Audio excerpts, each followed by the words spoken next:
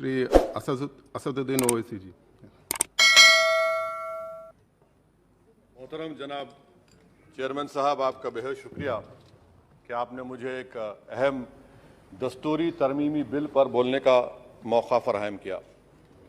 मोहतरम चेयरमैन साहब, मैं आपकी जानिब से बरसर इख्तिदार जमात को मुबारकबाद देना चाहता हूँ कि आज उन्होंने जो दस्तूरी तरमीमी बिल को लाया है, आप शाबानों के उस कानून के लाने के नक्श कदम पर चल रहे हैं।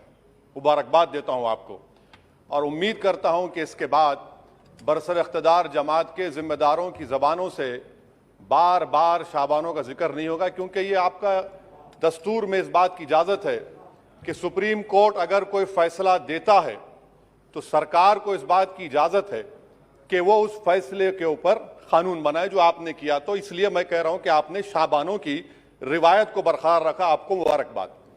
दूसरी बात यह है जनाब चेयरमैन साहब के बड़ी बड़ी बातें हुई कि ओबीसीज के लिए सरकार है। मैं इसको डिस्पेल करता हूं, एक्सपोज करता हूं। ये सरकार ओबीसीज के लिए नहीं है। क्यों नहीं है? National commission of scheduled caste, national commission of scheduled tribe जो है 338B में उनको जो इख्तियार दिया गया है वो प्लान एंड पार्टिसिपेट करने का। आप ओबीसी में एनसीबीसी कहने के खाली एडवाइस करना, यहां पर प्लान और पार्टिसिपेट है ही नहीं। तो ये आपका एक्सपोज करता है आपकी हिपोक्रेसी को और आपकी मुनाफिकत को। दूसरी बात यह है कि रोहिणी कमीशन ने कहा कि 10% ओबीसी 50% रिजर्वेशन को हासिल कर रहे हैं और 20% जाते ऐसे इनको कुछ नहीं मिल रहा है। तो सब कैटेगराइजेशन क्यों नहीं कर रहे आप? अगर आप ओबीसीज के लिए हैं तो मखसूस कास्ट के लिए आप हैं, आप तमाम ओबीसीज के लिए नहीं है। ये आप ही का रोहिणी कमीशन ने आया है। तो सब कैटेगराइजेशन आप करेंगे नहीं करेंगे? तीसरी बात यह है कि सर ये कैसा बात है कि अगर रियासत तेलंगाना में जो मुसलमानों की बैकवर्ड कास्ट है उनको रिजर्वेशन मिलता है मगर सेंट्रल लिस्ट में उसका जिक्र नहीं होता।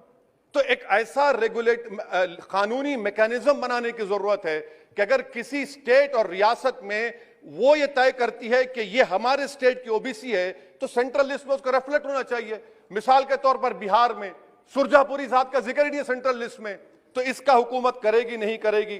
चौथी बात यह है कि आप क्यों डर रहे हैं? नरेंद्र मोदी की सरकार क्यों डर रही है? 50% को क्रॉस करिए ना। जब प्यार किया तो डरना क्या? तोड़ जाइए 50% को। क्यों 50% को डर रहे हैं आप? जो 50% है उनको 27%, जो 20% है उनको 50%। तो आपकी मोहब्बत ओबीसी से नहीं है, आपकी मोहब्बत उनके वोट से है और आपका दिल उन 20% के लिए धड़कता है जिसके लिए आपने 50% तहफ़्फ़ुज़ रिजर्वेशन दी है। यह आपकी हकीकत है। पांचवी बात यह है स्पीकर साहब कि हम हुकूमत से मुतालबा कर रहे हैं कि प्रोएक्टिवली नरेंद्र मोदी की सरकार 50% सीलिंग को तोड़िए, निकलिए। आप क्यों नहीं करना चाहते? करने की जरूरत है। डेटा है, एम्पिरिकल एविडेंस है बैकवर्डनेस का। वो 50%, 27% कैसा दे रहे हैं? गलत है। छठी बात यह है कि सर ये एक सुनहरा मौका है कि आप इस तरह का कानून बनाइए, 50% लिमिट को क्रॉस करिए और ओबीसी समाज से सही मानों में इंसाफ करिए। सर एक और बात, आज ही के दिन 1950 10 अगस्त को प्रेसिडेंशियल ऑर्डर हमने निकाला था। बड़ा तारीखी दिन था जिसमें हमने शेड्यूल्ड कास्ट को रिजर्वेशन दिया।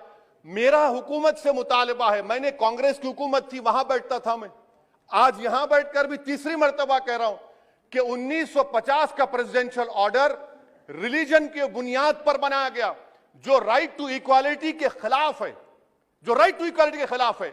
एक सुनहरा मौका आपके पास आया है कि उसको रिलीजन न्यूट्रल करिए। जब शेड्यूल्ड कास्ट में हिंदू, बौद्ध और सिख आ सकते हैं तो दलित मुसलमान, दलित क्रिश्चियन क्यों नहीं आ सकते?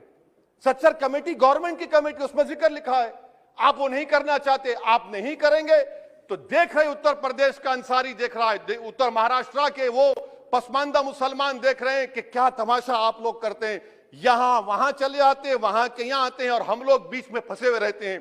सर छठी बात यह है, सातवीं बात यह है कि मैं हुकूमत से इस बात का मुतालबा कर रहा हूं कि 1950 प्रेसिडेंशियल ऑर्डर को रिलीजन न्यूट्रल किया जाए। अच्छा, ओबीसी की आपकी सरकार है, 89 सेक्रेटरीज हैं, कितने ओबीसी है बताइए?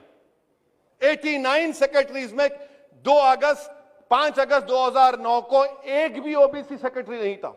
एक शेड्यूल कास्ट और 3 एसटी थे। मुबारक हो आपको, आपकी मोहब्बत यह है, डेटा कह रहा है, मैं नहीं कह रहा हूं, आप मुझे झूठ साबित कर दीजिए। अच्छा, सेंट्रल यूनिवर्सिटी में सर, सेंट्रल यूनिवर्सिटी में 51.6% ओबीसी के पोस्ट वैकेंट हैं।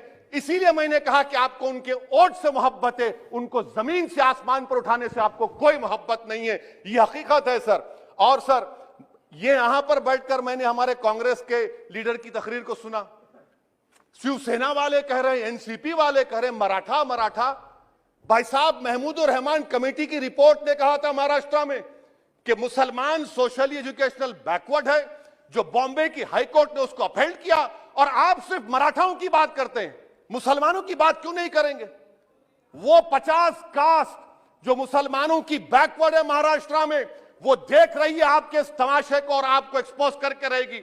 आप उनकी बात ही नहीं करते। मराठाओं को जरूर दीजिए, मगर आपके इस बड़े दिल में क्या उन गरीब मुसलमानों के लिए धड़कता हुआ दिल नहीं है कि हम सिर्फ भिखारी हैं, आपका वोट हासिल करेंगे, आपको नेता बनाएंगे, मुख्यमंत्री बनाएंगे, प्रधानमंत्री बनाएंगे, और हमको क्या मिलेगा? इफ्तार की दावत और मुंह में खजूर, रिजर्वेशन नहीं मिलेगा हमको।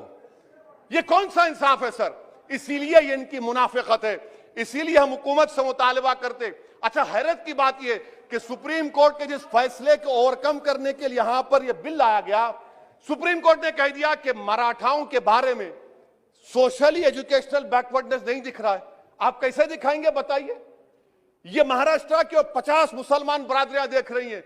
इसीलिए हम हुकूमत से कहना चाहते हैं कि, और मोदी सरकार से, कि आप ओबीसीज के अपलिफ्टमेंट के लिए नहीं हैं, आप मजलूम के साथ नहीं हैं, आप कमजोर के साथ नहीं हैं, आप बेरोजगार के साथ नहीं है। हां, एक हकीकत है, आप ताकतवर के साथ थे और ताकतवर के साथ रहेंगे।